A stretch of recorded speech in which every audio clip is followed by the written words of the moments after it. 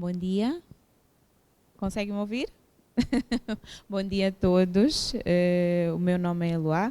Eu sou consultora de recursos humanos numa agência privada de emprego, que é a Cocuira.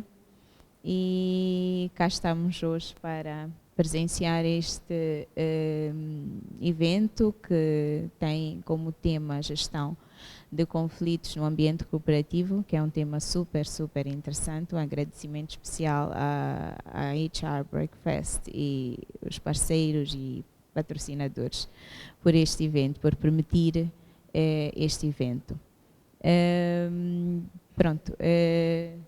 Sem mais delongas, podemos dar início ao nosso debate. Estou a ver que o painel, tanto o painel como a plateia está bem recheada. Não somos tantos, mas vejo que temos aqui qualidade, não é? Posso assim dizer. Pronto. Dando início aqui ao nosso debate, hoje, que é sobre a gestão de conflitos no ambiente corporativo.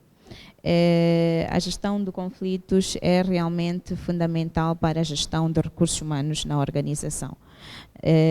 Afinal, onde há negócios, há pessoas, e onde há pessoas há emoções, e as emoções normalmente geram conflitos. Os conflitos existem no ambiente corporativo, este é realmente um facto. Mas a forma como eles são geridos é que trazem um grande impacto, ou positivo ou negativo, nas organizações. A primeira questão que nós temos hoje para o Alberto, vou começar consigo, Alberto, tendo em conta a sua experiência, quais é que são as principais causas que criam conflitos no ambiente corporativo? E após responder esta pergunta, poderia, por favor, dar alguns exemplos?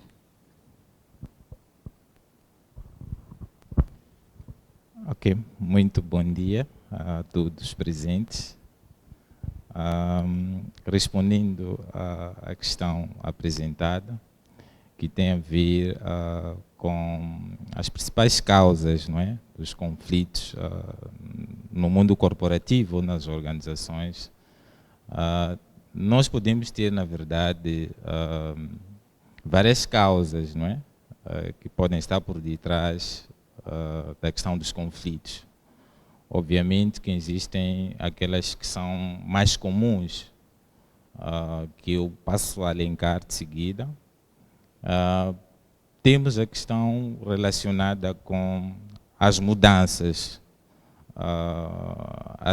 que são implementadas nas organizações, podem ser, sim, um dos focos de conflitos, se estas mudanças não forem implementadas da melhor forma possível. Temos também a questão relacionada com a reestruturação do trabalho. A reestruturação do trabalho também, que associa também a questão da mudança, na medida em que, ao reestruturar o trabalho, isto implica novas competências e implica, na verdade, uma mudança, não é, naquilo que é o status quo, em que o colaborador já vinha fazendo ou já vinha exercendo um determinado cargo, e a partir desse momento passa a exercer novas funções com esta reestruturação. Isto em si gera algum medo, mas ao mesmo tempo pode também gerar conflitos. Temos a questão relacionada com a distribuição de recursos nas organizações. Se esta distribuição de recursos não ser efetuada de forma equitativa, isso também pode gerar alguns conflitos. Nas organizações nós temos diferentes departamentos, e os recursos hoje em dia nas organizações, eles são escassos, e procuramos, na medida do possível, repartir esses recursos. E se eles não forem repartidos de forma equitativa, isso em algum momento pode gerar alguma frustração ao nível das diferentes áreas, porque as diferentes áreas pretendem alcançar um objetivo comum, que é a visão, que é a missão da empresa. Então, se esta distribuição não for feita de forma equitativa, também gera algum conflito. Mas também temos as relações interpessoais do dia a dia no mundo corporativo, na medida em que os indivíduos, eles são, digamos que, são seres sociais únicos, e iríamos aqui falar das diferenças individuais. Cada indivíduo no seio da organização tem a sua personalidade, tem o seu caráter, tem as suas expectativas, tem as suas crenças. E esta diferença, essas diferenças individuais por si só, em relação às relações interpessoais do dia a dia no seio das organizações, isto pode gerar também conflitos. Ou seja, os conflitos, na verdade, acabam sendo um barômetro daquilo que são as nossas relações no seio das organizações, no dia a dia, neste caso. E são muitas outras causas que nós podemos avançar, se calhar até para quebrar um pouco o gelo.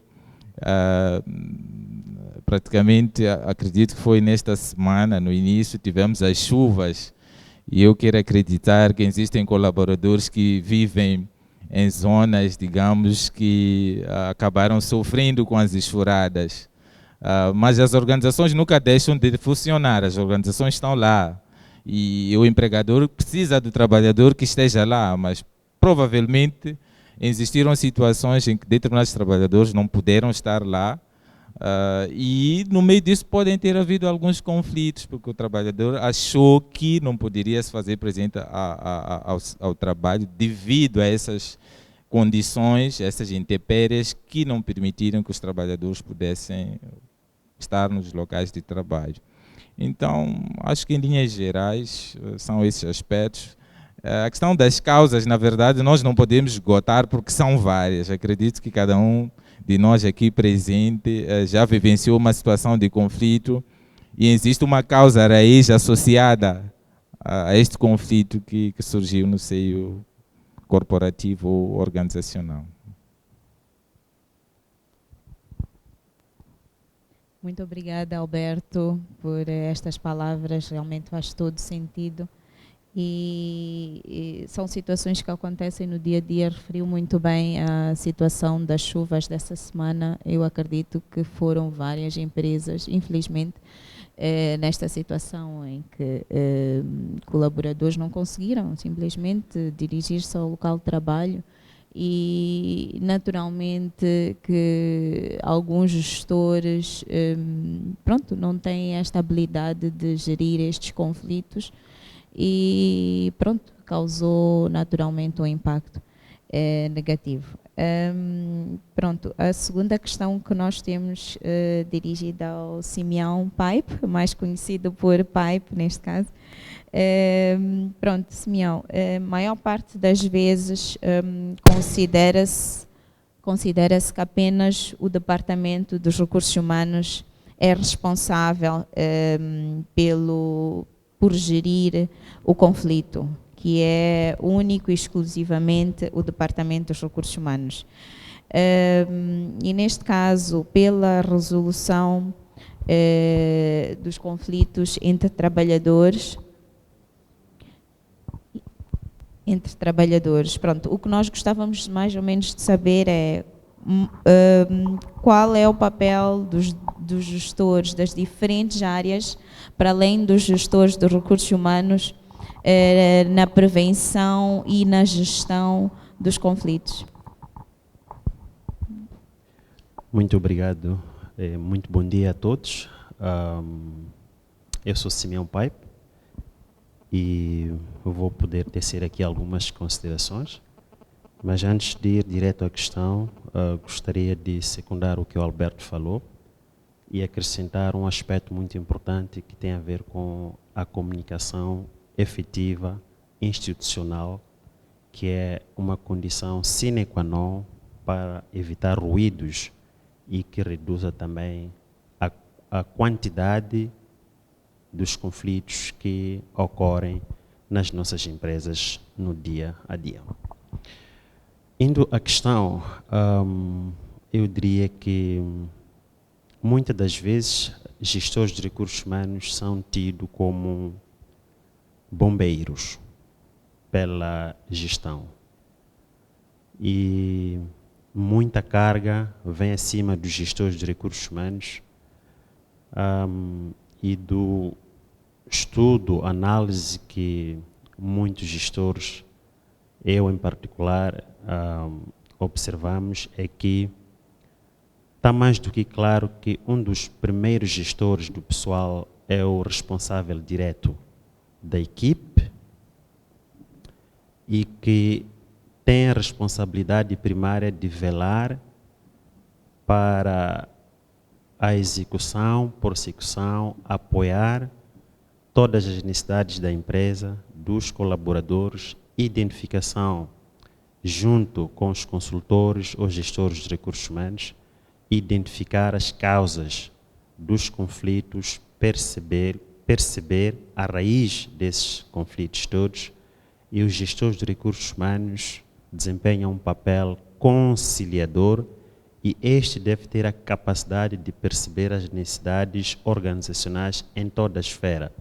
desde o topo até a base.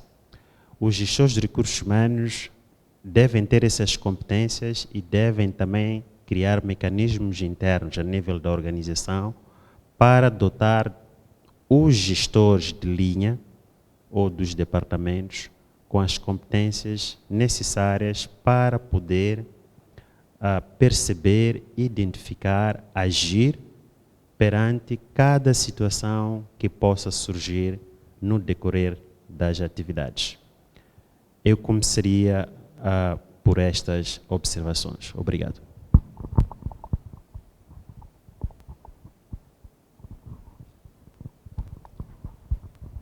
Muito obrigada, Pipe. Vamos passar aqui para o Henrique. Henrique, como pronto, é sabido, os conflitos podem trazer um impacto negativo ou positivo para as organizações.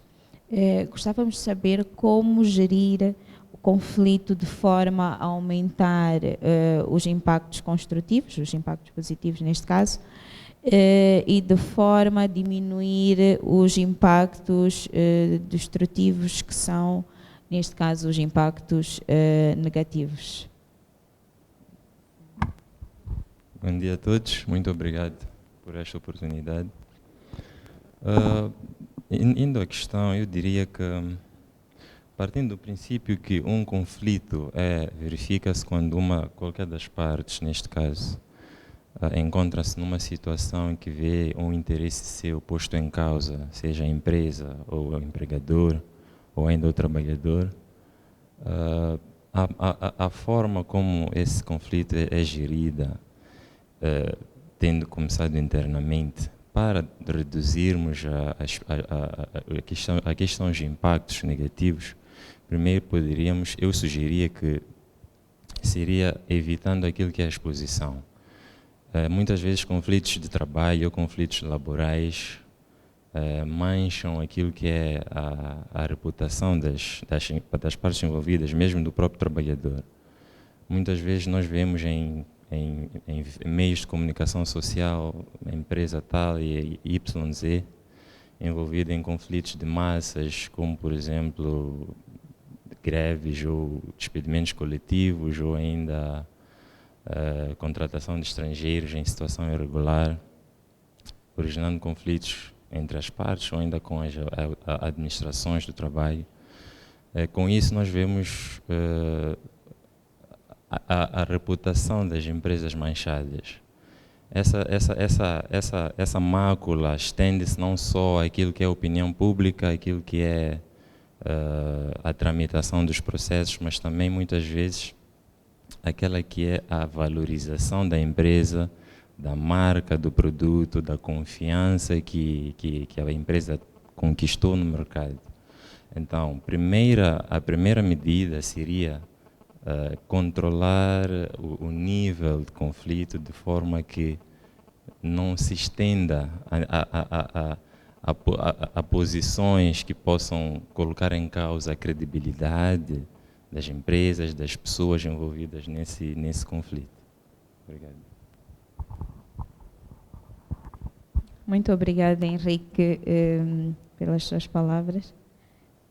Ok, vou dar aqui a palavra ao Pipe. Muito obrigado pela intervenção. Mas também aqui um outro desafio que existe perante a toda a estrutura da organização. Evitar conflitos, sim, é importante, mas também as organizações devem ter a capacidade de criar mecanismos de intervenção imediata, reconhecendo a causa deste conflito que possa surgir e o impacto que isso possa criar, não apenas para a organização, mas também para os colaboradores. Outro aspecto que eu gostaria de deixar é o facto de que todos os gestores de recursos humanos sabem que hoje em dia as empresas é que procuram talento e o talento escolhe onde quer trabalhar. E sabemos todos nós que estamos perante uma geração em que, antes de aceitar uma proposta de emprego, fazem um due diligence. Quem é esta empresa? O que é que faz? Quem são os gestores que estão a trabalhar naquela empresa? Quais são os seus créditos? E com base nesta lista de due diligence, elas escolhem. E também têm a tendência de querer perceber qual é o valor, o ganho adicional que vão ter juntando-se a essas organizações, não apenas olhando para questões monetárias, questões que têm a ver com o work-life balance para essa juventude são muito importantes hoje em dia. É preciso, sim, pregar fundo, mas também é preciso saber desacelerar e criar um ambiente afetivo, atrativo e que esta geração se sinta fazendo parte do problema, não apenas meros convidados para o jantar. Muito obrigado. Muito obrigada, Pai, pelos comentários.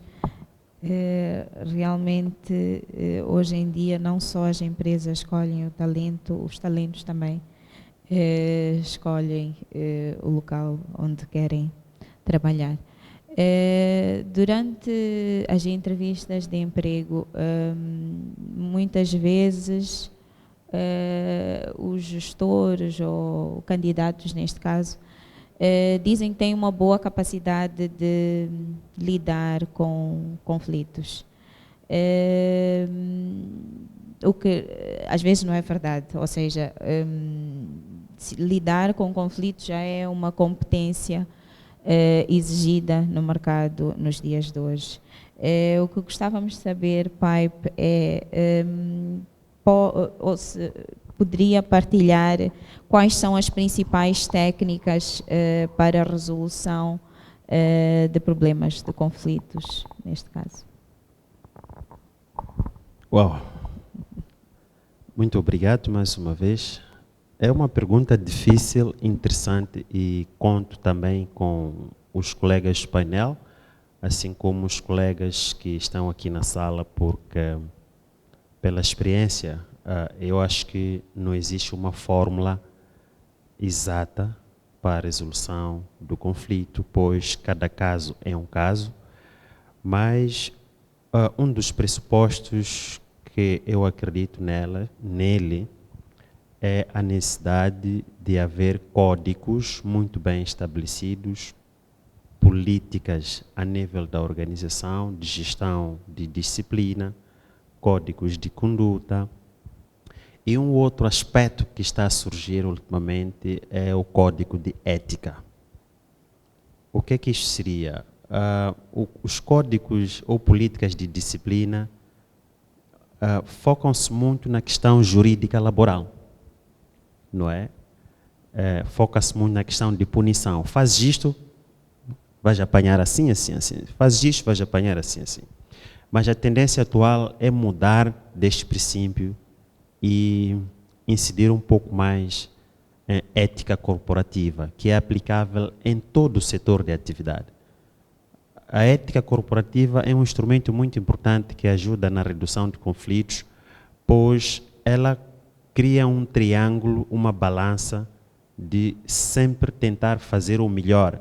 O bem que eu preciso tenho que fazer para o outro e garantir que todos nós estejamos focados para o alcance dos resultados que foram nos propostos ou nós mesmos nos propomos a concretizar. Também um outro aspecto não menos importante é a qualidade dos gestores de linha, a qualidade e a competência dos gestores de recursos humanos, a sua experiência também é muito importante. Então, todos esses instrumentos, eu acredito que combinados, não é, podem trazer resultados que minimizam os níveis de conflitos internos, que muitas das vezes, por causa do ego pessoal dos gestores de linha, alguns erros nossos também como gestores de recursos humanos, o mau aconselhamento que nós damos aos gestores de linha, à direção da empresa para a tomada de algumas decisões. Isto tem acontecido muitas das vezes por falta de experiência suficiente em lidar-se com as questões, medo e falta de domínio, não é? Falta de domínio da matéria. E depois, falhando esses mecanismos todos que teremos implementado, as políticas, os códigos, e para além da própria política dos códigos, é preciso definir um determinado tipo de conflito, como é que a gente o dirime a nível interno. Isso é muito importante, não basta apenas ter código político, é preciso desenvolver aquilo que nós todos sabemos que é o SOP, Standard Operating Procedure, que te define e te guia quais são os estágios que devem ser seguidos para a resolução de um conflito. Mas, acima de tudo, é preciso termos empatia, é preciso sermos transparentes, honestos e de todas as ações que nós estejamos a desenvolver e que não esqueçamos que somos chamados a qualquer organização a intervir é para agregar valor, não fazer da organização como um centro de improdutivos, centro de conflitos. Acima de tudo, vamos trabalhar é para a gente criar riqueza e sabê-la distribuí-la, saber reconhecer os nossos colaboradores, saber dizer não quando é necessário, saber dizer sim e lutar para dizer sim, vale a pena irmos por aí e não ter medo, porque muitas das vezes a nossa inaptidão cria também um conflito e pode ser um conflito maior que afeta toda uma cadeia departamental a nível da empresa toda, só pelo posicionamento e decisão de um gestor dos recursos humanos.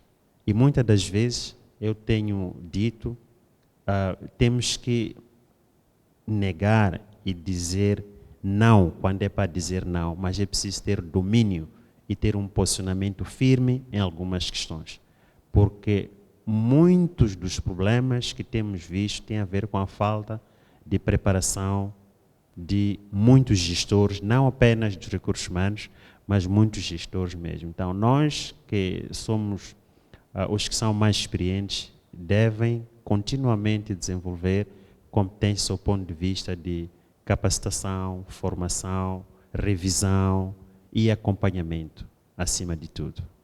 Mas vou deixar também aos colegas para poderem subsidiar, assim como os colegas que estão do outro lado também. Acredito que há muita informação, muito conhecimento, muita experiência que podemos partilhar em conjunto. Obrigado. Obrigada, Pipe. Eu vou passar a palavra ao Alberto, que também quer fazer um comentário.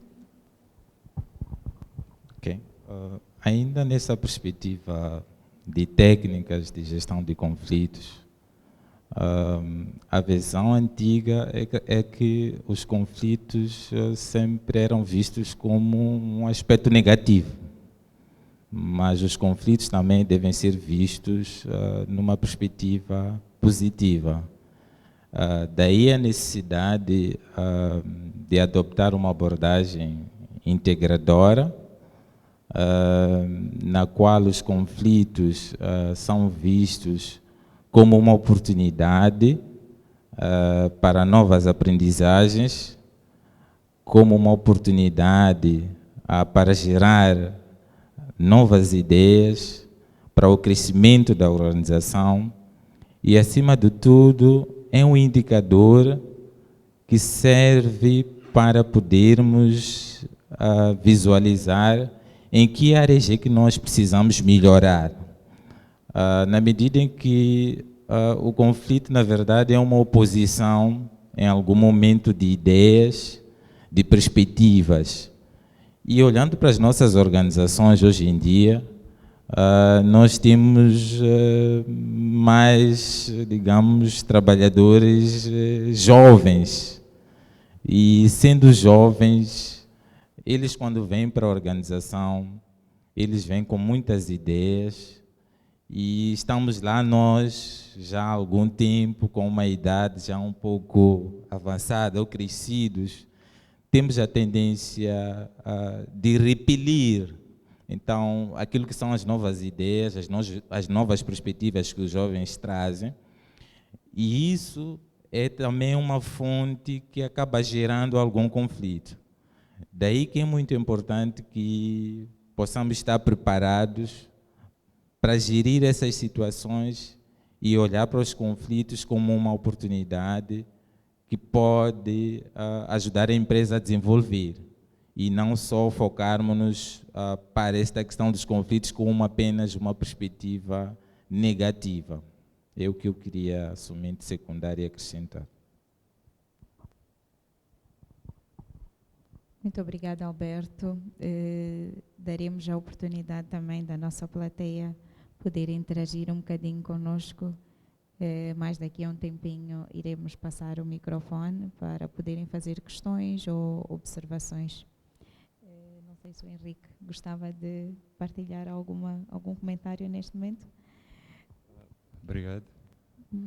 Para já, inspirando naquele que é o comentário do colega Alberto, para que os conflitos não representem um prejuízo não só financeiro, é necessário que haja mudança de perspectivas do ponto de vista de gestão dos processos, gestão de equipas, transmissão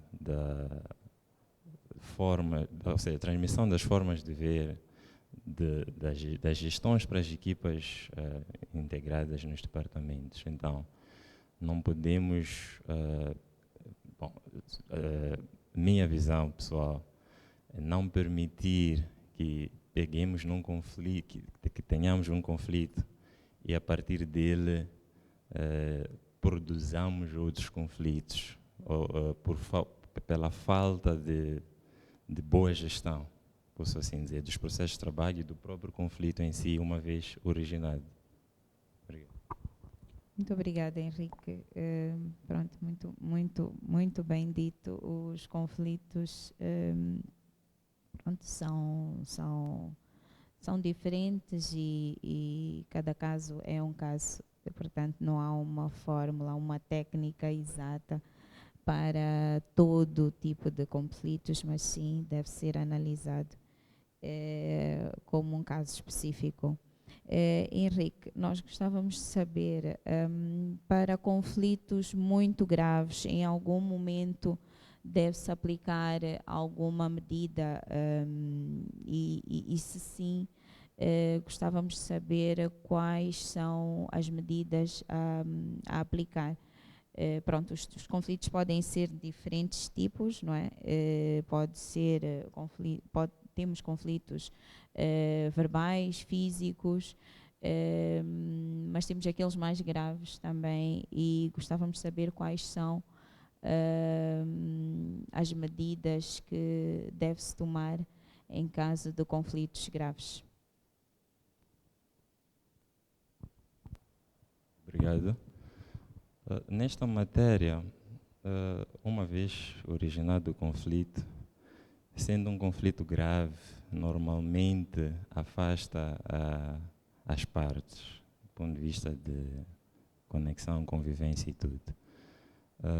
No seio de uma entidade, de uma organização, havendo uma situação como esta que colocou, normalmente afasta-se o trabalhador, não é? Sendo um conflito, na verdade, ou seja, sendo um conflito comportamental, origem comportamental do trabalhador, muitas vezes tem-se a percepção de que o trabalhador vai, de alguma forma, sabotar, tanto que as organizações têm lá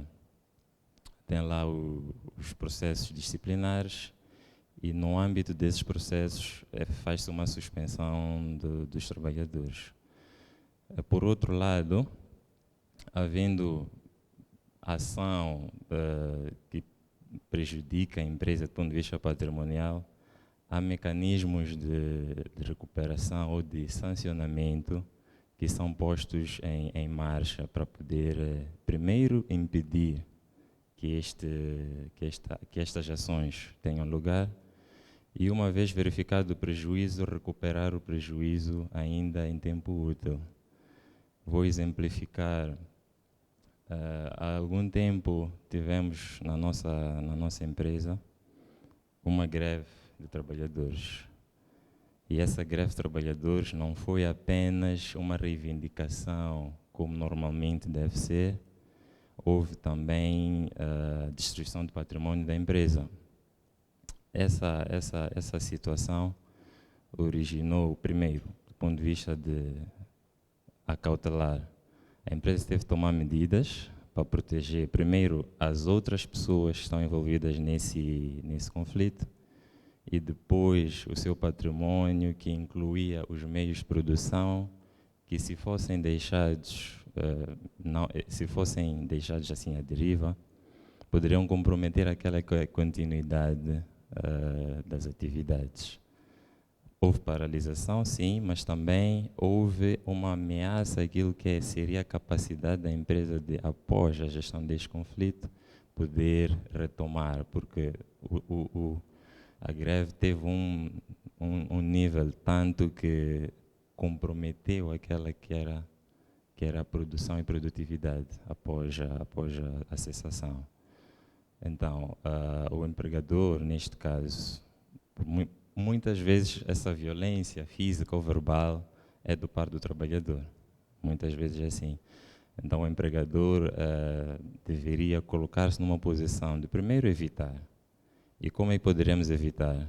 O colega Paipa avançou, sugeriu que são postas em prática ou são postas em vigor políticas, códigos disciplinares, de éticas, regulamentares, e não só colocar-se em funcionamento estes dispositivos normativos, mas também promover-se ações de formação, ações de sensibilização, para que os trabalhadores, do ponto de vista de massa laboral e a gestão da empresa, a direção da empresa, caminhem juntos naqueles que são os valores, a missão e a visão das empresas, das organizações, e com isso reduzir aqueles que seriam focos de conflitos laborais, ou focos de violência no ambiente de trabalho, ou focos de sabotagem dos meios de produção da empresa, e com isso maximizar a produtividade dos serviços, das empresas.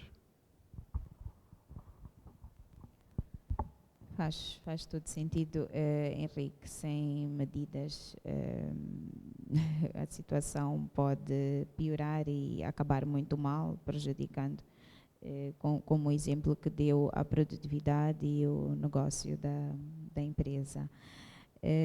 Vou avançar aqui com mais uma questão para o Alberto. Chavinato menciona que quando os conflitos são resolvidos apenas parcialmente ou até resolvidos de forma inadequada, podem afetar negativamente os resultados da organização, ao gerar um ambiente de stress e baixa produtividade e também desmotivação. É comum os gestores terem esta postura e poderia dar alguns exemplos se tiver. Alberto. Ok. Esta questão praticamente de resolução de conflitos, digamos que de forma imparcial ou se calhar não conclusiva, é muito comum no seio das organizações. Eu poderia fundamentar isto olhando também para a perspectiva da liderança. O estilo de liderança adotado pelos líderes da organização, de certa forma, determinam a forma como nós também vamos resolver os conflitos.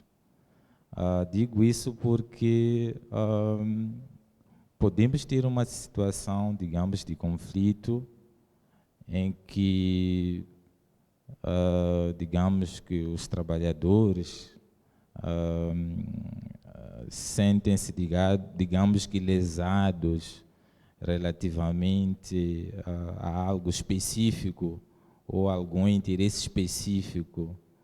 Posso dar exemplo de salário ou de horário de trabalho, que são algumas coisas que são comuns no seio organizacional que os trabalhadores geralmente aparecem a reivindicar.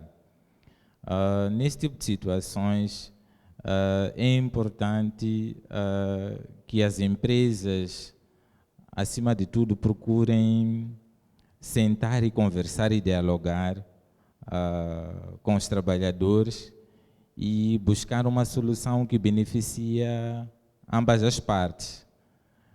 O que tem acontecido em algumas situações acaba-se usando o poder coercivo na perspectiva de resolver o conflito. Se um trabalhador está a reclamar aumento salarial, por vezes até pode-se paralisar a empresa com uma greve, que é o nível mais alto do conflito. Então, nesta situação em concreto, sempre tem os líderes, não é? São aqueles trabalhadores que aparecem sempre na frente, a representar os demais em relação à reclamação desta situação em concreto. Tem algumas lideranças que nessa situação, em vez de sentar e dialogar com os trabalhadores, identificam os líderes da manifestação ou da greve e se calhar até instaurar o processo disciplinar contra aquele grupo específico. E isso culmina com o despedimento desses trabalhadores que estiveram em frente desta situação em concreto. Mas não significa que nós resolvemos o conflito. O conflito ele está lá latente. Não significa que com a saída daqueles trabalhadores ou aquele grupo de trabalhadores nós tenhamos resolvido o conflito, não é? Então, é neste tipo de situações que eu acho que a liderança tem um papel muito importante nesta questão de resolução de conflitos, na medida em que a liderança sempre tem que apostar no diálogo, na comunicação. Costuma-se dizer que é conversando que a gente se entende. Então, conversando, dialogando e buscarmos soluções que, de certa forma, criam um equilíbrio entre ambas as partes, isso é que irá determinar, de fato, que possamos resolver os conflitos, digamos que de forma definitiva, e garantirmos que temos um ambiente de trabalho, digamos que satisfatório, em que todo mundo quer lá estar. Porque se nós não resolvemos o conflito digamos que de forma completa, isso vai ter implicações para aquilo que é o desempenho no dia a dia dos trabalhadores ou das equipes. Então, é mais ou menos isso que eu poderia frisar em relação a esta questão em particular. Muito obrigada, Alberto. O Henrique gostava de fazer um comentário. Okay. Obrigado. Só para acrescentar a intervenção do colega Alberto, numa gestão de conflitos, em primeiro lugar, é preciso que haja vontade das partes. De parte a parte, há várias formas de agir na gestão de um conflito, ou na reivindicação de um direito, ou de um interesse. Há trabalhadores que simplesmente abandonam a empresa por verem que um direito legítimo seu foi posto em causa. E há trabalhadores que, mesmo sem que haja violação de um direito, reivindicam salário ou um e outro benefício, reclamam mesmo de forma veemente, violenta. Então, acima de tudo, é preciso que haja vontade. Indo para a questão, para o exemplo que o colega deu, existem também situações em que, não havendo vontade de resolver o problema, há um esforço de, vamos dizer assim, camuflar ou mitigar, reduzir simplesmente, reduzir os focos, porque indo para outra vertente, não atacar as pessoas que lideram os grupos, podemos ainda pegar nessas pessoas e resolver apenas o problema dessas pessoas, dos líderes dos grupos que reivindicam. Sendo assim, eles, de certa forma, têm o seu problema resolvido a nível pessoal, e se não forem pessoas com ética de trabalho ou ética pessoal ou coletiva, podem simplesmente abandonar o grupo que eles representam, e assim a outra parte fica sem forças de continuar a reivindicação, porque a própria liderança, muitas greves são lideradas por comitês sindicais ou associações de trabalhadores. Então, muitas vezes, quando essas lideranças afastam-se daquela que é a reclamação ou que é a preocupação da maioria das pessoas, o outro grupo fica mesmo fragilizado, fica enfraquecido e é forçado a ou abandonar ou mesmo voltar às atividades nesse estado de desmotivação. Então, ainda indo na parte da gestão de conflitos, eu pessoalmente já vi situações em que o empregador intimida os trabalhadores. Ok, tem aqui uma paralisação, é legal, foi mesmo sindicalizado e tudo. Ele simplesmente diz: eu não vou dar o que vocês querem, quem quer trabalhar vai trabalhar, quem não quer trabalhar vai para casa. Não é uma ação, do ponto de vista de gestão, não é uma ação aconselhável, não é uma ação recomendável e não é também produtiva. Mas pronto, é uma forma de agir de alguns empregadores, porque nem todos os empregadores sentem as dores das suas equipas de trabalho.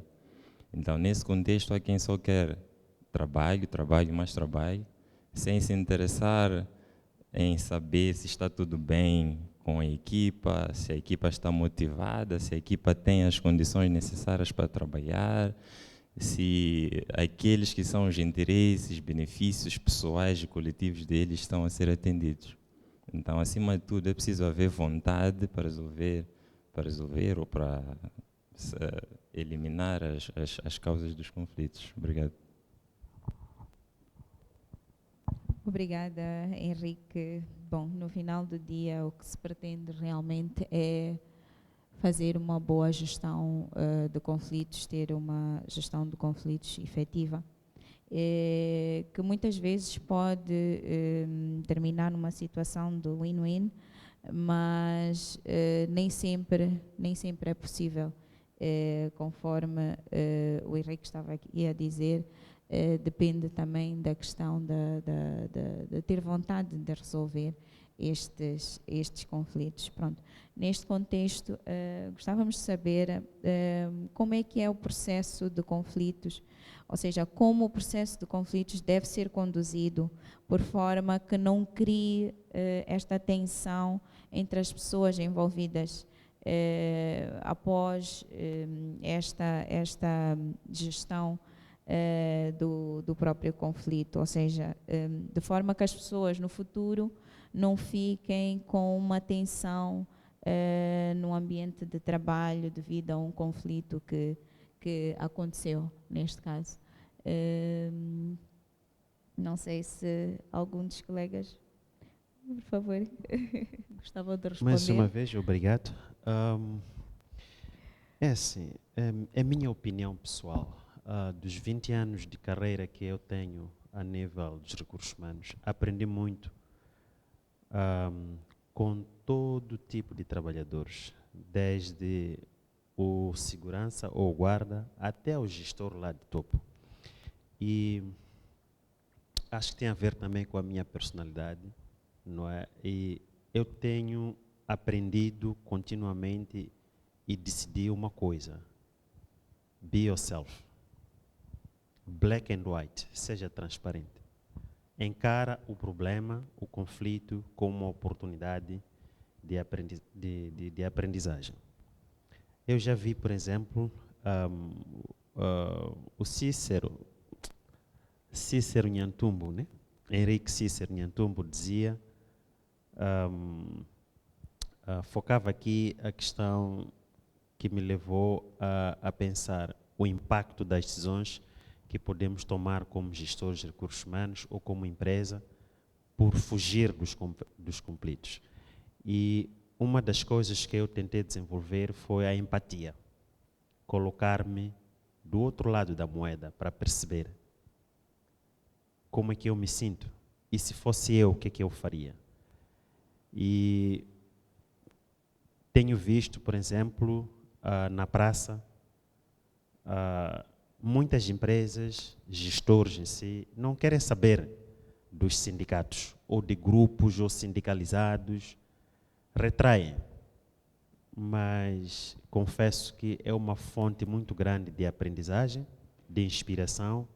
Você fica a perceber o ponto de vista deles e, sendo um bom negociador, um bom comunicador, consegue minimizar, não é, muitos problemas e agregar valor na empresa, na vida das pessoas e por aí em diante. Um conflito mal resolvido tem um impacto na produtividade, na eficiência, custos, na saúde do próprio trabalhador, da sua família, da comunidade, tudo isto em cadeia. Imaginemos um trabalhador, por exemplo, que está associado, esses têm sido os sindicalistas e os trabalhadores associados, ou aqueles que conseguem expor as suas ideias, muitas das vezes não são gostados a nível da organização. Eles são vistos como agitadores. Mas, se nós formos a evitar discutir pessoas e discutir o problema, discutir factos, ideias e perceber a razão, a origem de cada situação, nós todos vamos sair a ganhar. Um trabalhador despedido é terrível para a economia no geral, para a sua família, educação dos filhos, a saúde, tempo para o replacement, formação, indução, até que este trabalhador ganhe aquelas competências e seja um recurso que traga resultados, leva o seu tempo. Mas talvez se a gente fosse identificar essas causas, esses focos de conflitos que acontecem nas organizações, o que é que está a faltar? Aí nós poderíamos talvez alavancar, evitar, comunicar mais, formar mais e todos nós saímos a ganhar. Não sei se foi ao cerne da questão, mas é o que me veio na mente como contributo para o melhoramento, não é, do dia a dia das nossas intervenções, das nossas atividades a nível das nossas empresas. Obrigado. Mas também, como disse, os colegas também podem ter outras opiniões e seria muito bom, de fato, essa troca de experiência para que a gente possa melhorar no dia a dia. Obrigado. Muito bem dito, Pipe. Estamos ansiosos pela intervenção da nossa plateia, mas antes gostava de ouvir a opinião do Alberto sobre este tema. Não sei se queria tecer alguns comentários. Para já não. Vamos dar a oportunidade então, Henrique. Está? Podemos dar. Podemos passar para a nossa plateia que está recheada. Bom, vamos dar a oportunidade de fazerem alguns comentários, podem, ou questões, podem aos nossos oradores. Não sei se a colega poderia passar o microfone para colocarem as questões.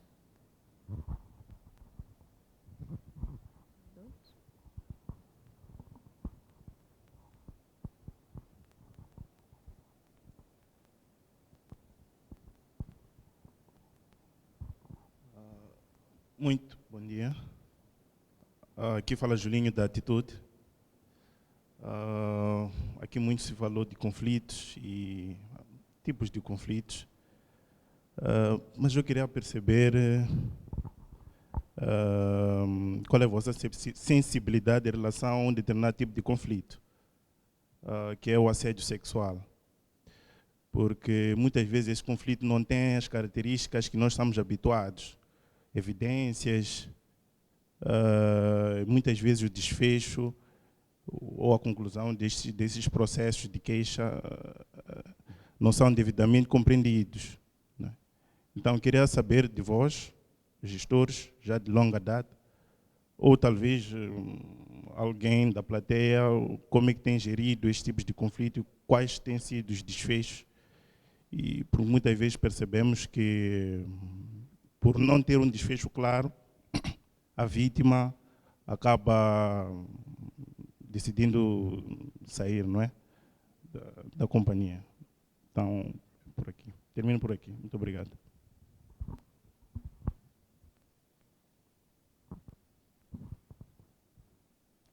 Bom dia a todos. Eu penso que posso falar sentada, não é? Muito obrigada por fazer parte deste debate que é de veras importante para a gestão das organizações. Tenho, talvez, diria que é uma questão que poderia colocar, é relacionada com a comunicação mediante aos conflitos. Imagine que um trabalhador tenha um problema, mas ele tem o seu superior hierárquico. Por vezes, eu não sei se ele deve falar comigo direto ou deve dirigir-se ao seu superior hierárquico. Qual é que é o posicionamento da gestora de recursos humanos na questão de comunicação mediante aos conflitos? Muito obrigada.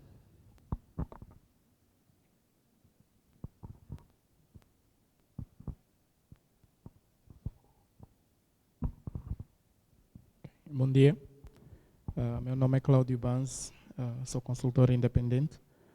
Primeiro quero saudar o nosso painel pela brilhante apresentação e a forma muito produtiva como apresentaram os tópicos. Eu tenho duas questões. Gostava de contribuir, mas acho que é sempre mais fácil questionar do que contribuir. Então, a minha primeira questão, e todas vão à volta daquilo que já foi discutido. O Pipe fez menção que um dos focos do conflito tem muito a ver com a questão de inaptidão das lideranças. Falou muito sobre competências. Eu gostaria só de pedir que desenvolvesse um pouco sobre que tipo de competências se refere, que tipo de competências ou valências os líderes das organizações, naturalmente não exclusivamente os líderes de gestão de recursos humanos, mas da organização no geral, precisam ter para que eles possam dirimir conflitos de forma efetiva.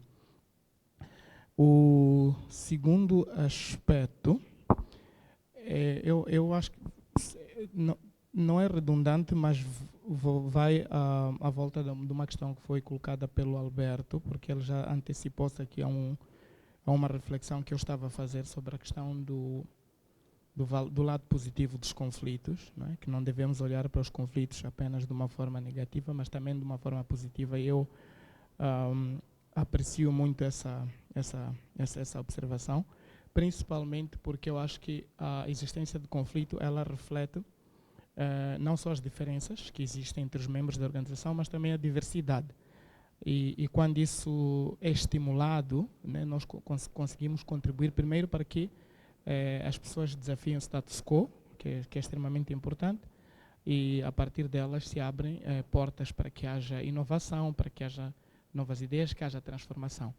A minha questão, e nós, se olharmos muito para aquelas empresas de tecnologia, elas adotam muito este conceito de permitir que o erro seja parte da cultura organizacional. As pessoas devem e são estimuladas a errar, mas são estimuladas a errar dentro de um certo parâmetro e que elas possam corrigir de forma muito rápida, sem criar grandes prejuízos à organização. O que eu queria perceber do painel, não necessariamente, não é uma questão dirigida só ao Alberto, que tipo de condimentos devem ser criados para que uma organização possa tolerar um certo nível de conflito, que seja sustentável e que possa contribuir para o crescimento da organização.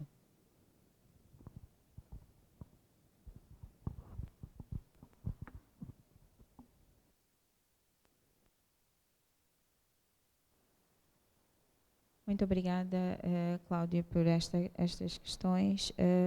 Vamos dar agora início às respostas e, por uma questão de gestão de tempo, vamos às respostas. Está bem? Certo. É verdade, ela levantou a mão. Tá bom, vamos atender mais esta questão. Bom dia a todas e a todos. Meu nome é Tatiana. Obrigada pela oportunidade de falar e obrigada por tudo que nos puderam dar aqui hoje como contribuições para a reflexão. Eu queria comentar sobre a prevenção. Achei muito interessante que falaram sobre o código de conduta, né? As organizações têm sim ter um código de conduta, mas se calhar seja muito importante também nós fazermos formações sobre esse código de conduta e formações de reciclagem 1, 2 vezes por ano, com exemplos reais e exercícios práticos que a equipa possa, mesmo na formação, na sala, seja lá onde quer que aconteça, praticar e a própria equipa pensar o que eu faria nesta situação. E outro ponto que eu acho que era interessante, ainda na prevenção dos conflitos, é estratégias ou ferramentas para promover uma comunicação assertiva entre a equipa. Isto, se calhar, podia ser feito com feedback regular, construtivo, positivo ou negativo, mas que fosse construtivo. E, se calhar, isso pode ser também em preparação para avaliação de desempenho, por exemplo, penso eu. Falou-se, acho, mais no sentido dos conflitos entre colaboradores para com a organização. Eu tenho uma pergunta de reflexão, né, para o painel e para todos nós. Que estratégias devemos usar para resolver conflitos entre staff, membros da mesma equipa? Vamos lá, uma equipa multidisciplinar, e nessa equipa eu, supervisora ou supervisanda, não me dou bem com a outra parte. Não um colega direto, vamos dizer que eu não me dou bem com o meu supervisor e chegamos a um ponto em que não conseguimos mais comunicar. É preciso nos comunicarmos via e-mail, porque precisamos sempre de provas, ou nos defender, ou não conseguimos nem dizer bom dia um para o outro, mas precisamos uma da outra para trabalhar. O que é que se faz? Obrigada. Obrigada, Tatiana. Desculpa, eu não sei se poderia repetir a sua segunda questão, por favor. Sim, na verdade foi só uma questão. Falamos sobre conflitos, geralmente é os colaboradores para com a organização. O que é que nós fazemos quando o conflito é entre membros da mesma equipa? Okay. Sei, equipa da administração, por exemplo. Eu, a secretária, não consigo me relacionar com a minha supervisora e vice-versa. É recíproco. Não podemos uma com a outra, mas nós precisamos uma da outra para trabalhar. O que é que se faz? Okay. Muito obrigada, Tatiana. Obrigada. Podemos? Ok, pronto, vamos dar início. Vou passar aqui ao Pipe. Obrigado. A senhora que falou o último, como se chama? Dona Tatiana. Esta é uma questão muito provocadora. E é assim, vamos conversar. Nós dois. Pode ser? Podes pegar o micro. Ok. Tatiana é casada ou namora? Nenhum dos dois. Ok. A senhora ao lado é casada ou namora? Peço, podes pegar o mic, por favor? Façamos conta que é a Tatiana, né? Sim. Ok. A Tatiana quer saber como resolver o conflito entre o staff. Qual é a ideia que tens? Quer a ideia no trabalho ou no lar? Tanto faz. Vamos supor que tens filhos, Sim. tens marido. Há problema em casa. O que é que faz para resolver esse problema? Bem, numa primeira é tentar o diálogo. Mas se o diálogo não estiver a ser pacífico, é tentar um mediador que venha fazer chegar a um bom porto. Certíssimo. Diálogo. Quando diz diálogo, fala comunicação. Sim. É preciso identificar a causa do conflito, a causa do problema. Pois não? E é preciso aceitar este problema que existe. E em conjunto temos que encontrar soluções. Não existe uma fórmula mágica, Tatiana. Não existe uma fórmula mágica. Um dos grandes problemas de conflito é falta de comunicação efetiva. E muita gente pensa que mandar um e-mail para o colega já comunicou. It's done. Não é. As empresas hoje estão a adotar um sistema de sair dos gabinetes.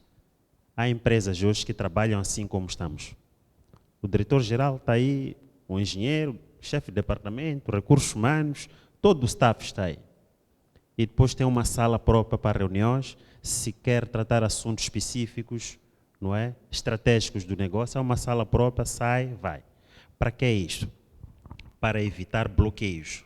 Um gabinete em que as pessoas ficam lá sozinhas ou o gestor fica sozinho, já em si psicologicamente bloqueia, o ar não flui. E habitua, acomoda-se àquela situação toda e depois desenvolve o bocigismo, não sei se percebe, o chefismo. E grandes empresas, o setor privado, ultimamente, tem tido essa tendência de desenvolver as práticas do setor público e trazê-los no setor privado. Peço desculpas para quem trabalha no setor público. No setor público é chefe, chefe, chefe, chefe. Boss, boss, boss, boss. No setor privado, esse nível de barreiras que até cria problemas de comunicação, cria medo, isola, já não existe. Open door. Be yourself. E tem que se desenvolver aquela estratégia. Olha, os problemas que eu trago de casa que me afetaram ontem terminam na medida que eu entro no setor do meu trabalho. Eu preciso saber qual é o meu papel dentro da empresa, o que é que vou lá fazer, qual é o meu papel, qual é o meu contributo na equipe para que a gente possa alcançar os objetivos traçados em conjunto. Se a Tatiana ganha o João ganha, toda a equipe sai a ganhar. Por isso, eu iria comentar nesses termos. É preciso termos mente aberta, sermos abertos e comunicar de verdade. Evitar mandar mensagens, e-mail, isto. E também o ego. E estamos a fugir a palavra.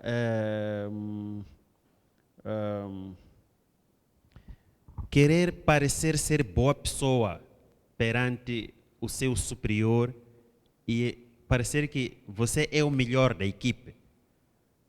É preciso sairmos, há uma expressão que se usa, estamos a fugir agora, é preciso sairmos disso. Temos que desenvolver comunhão, equipe, trabalharmos juntos, falar de tu para tu, evitar discutir pessoas, discutir ideias, factos, problema e aceitar as opiniões diferentes.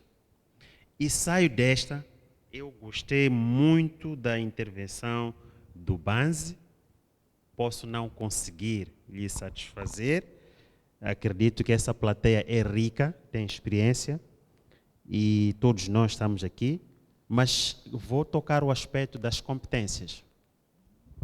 Um dos grandes erros que eu tenho observado é levar um bom engenheiro, transformá-lo como gestor do departamento. É um grande erro.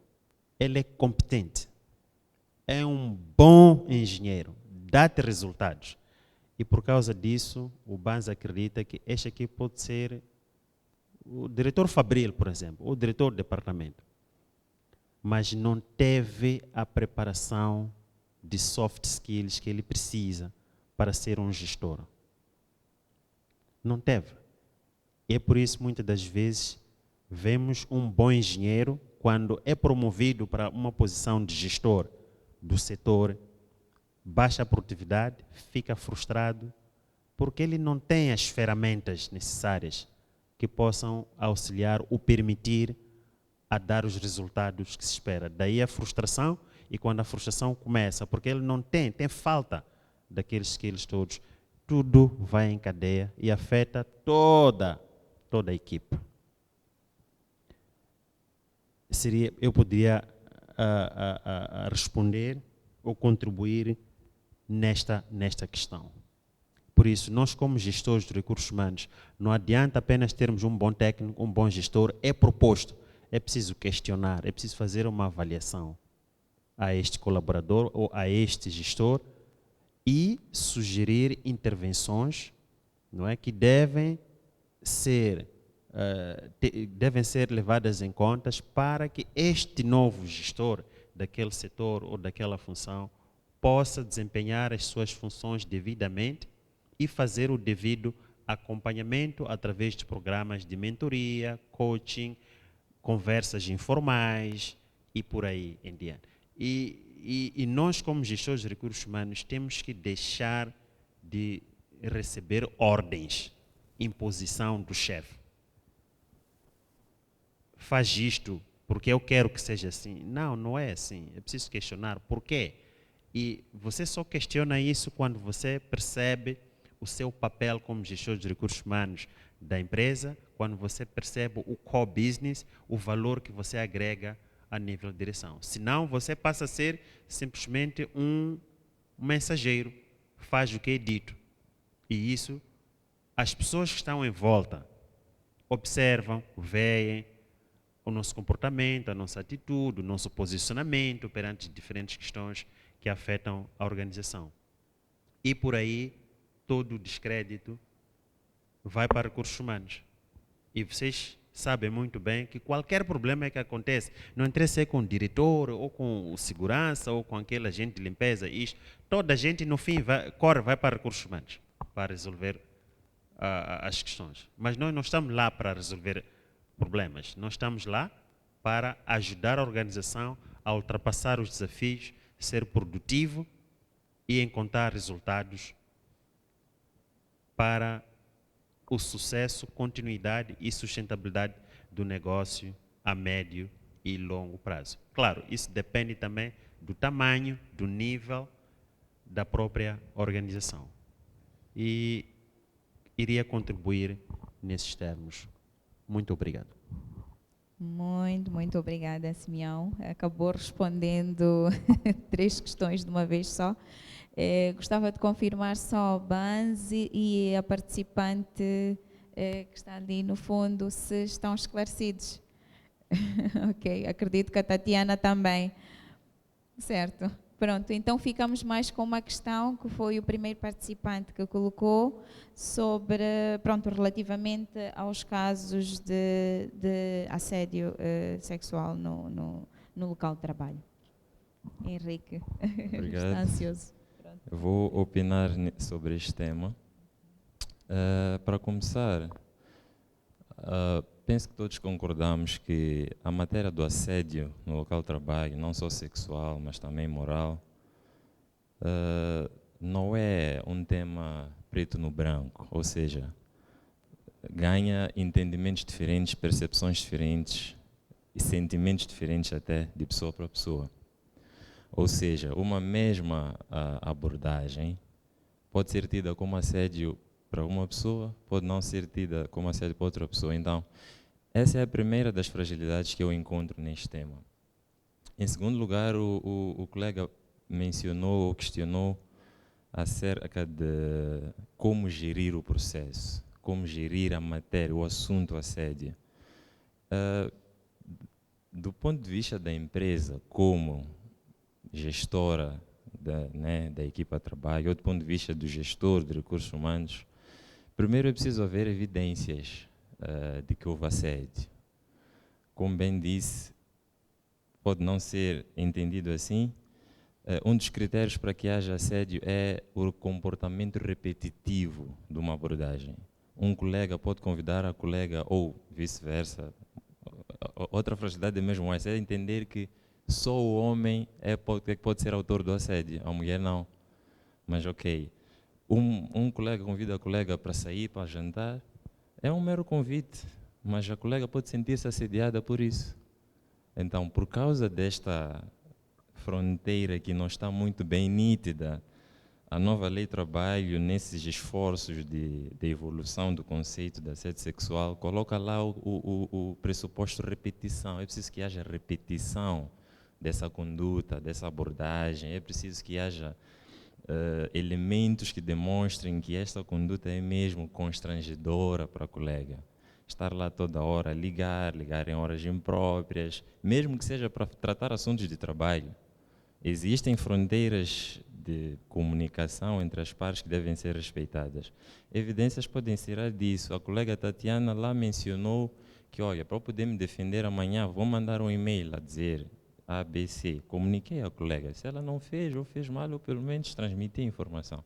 Então, as vítimas, vou dizer assim, as vítimas de assédio também esforçam-se nesse sentido. Eu não posso chegar, seja ao meu gestor de linha direto ou mesmo ao meu gestor de recursos humanos e simplesmente dizer que, olha, eu estou a ser vítima de assédio, porque não tenho evidências para tratar o assunto. O colega ou o suposto autor vai ser chamado e vai simplesmente negar todas as acusações. Então, é mesmo este é um assunto que merece um tratamento específico, sim, e por causa destas nuances de falta de, muitas vezes a falta de evidências, falta de critérios objetivos, critérios claros que qualquer pessoa pegando neles vai chegar à conclusão de que é assédio, nem sempre tem o mesmo desfecho e muitas vezes até é uma questão de preferências. Casos de assédio na mesma empresa podem ter tratamentos diferentes por causa das pessoas envolvidas no assunto. Então, Henrique, muito obrigada. Desculpa lá só por uma questão de gestão de tempo, mas tem toda a razão no que disse. É preciso reunir estas evidências todas. Mas se não estiver esclarecido, caro participante, teremos um momento de networking e podemos esclarecer melhor esta questão. Muito obrigada a todos. Eu vou passar a palavra à colega Anisha.